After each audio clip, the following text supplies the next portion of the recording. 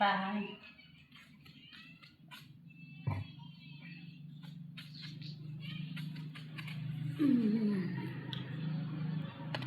ไม่ได้กระดับพี่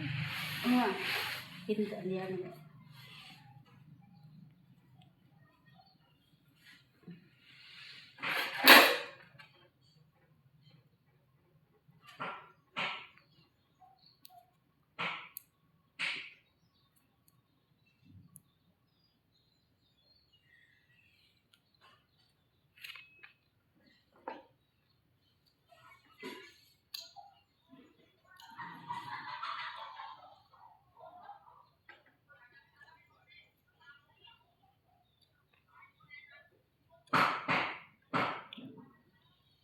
ข้าว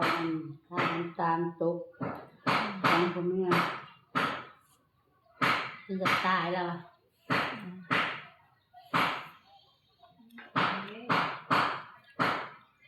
มันถึงใครจะเพิ่งตกได้แล้วก็ตกอันตรายถึง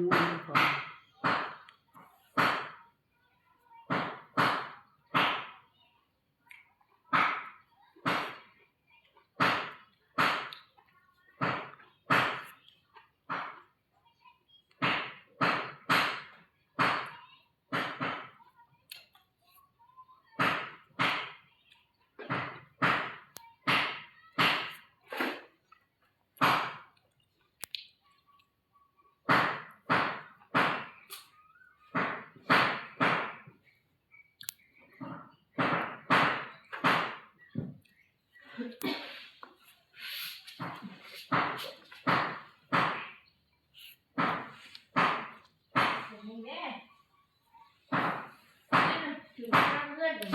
ถึงข้างเงื่อนแล้วได้แบบผ่าเลยแล้วอะไรเนาะ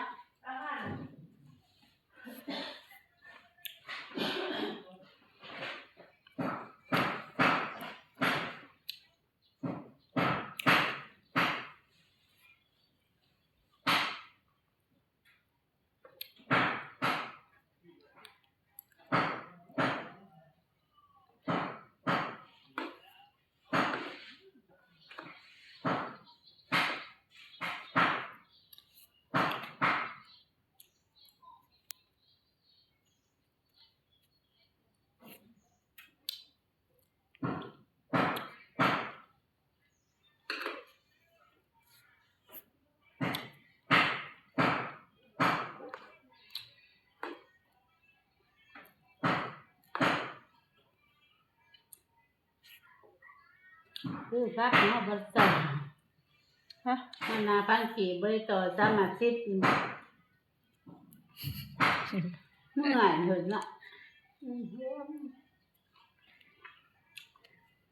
คืออยากพักโลนึง40 บาท40,000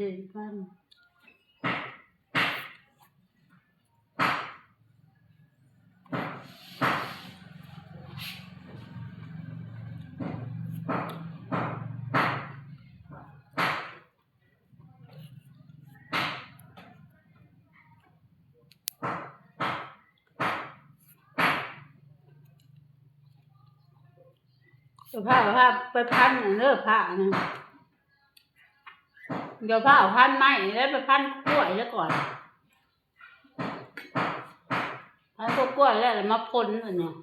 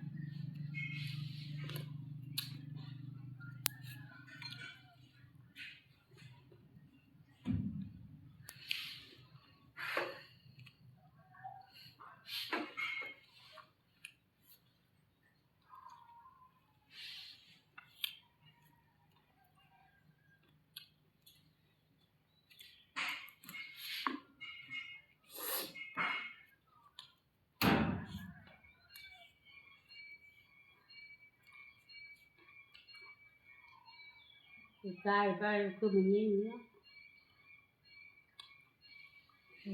มันหนังเนี่ยเซ่ หนังสืออยู่ติแบบบ่ถามบ่หยังเลย บ่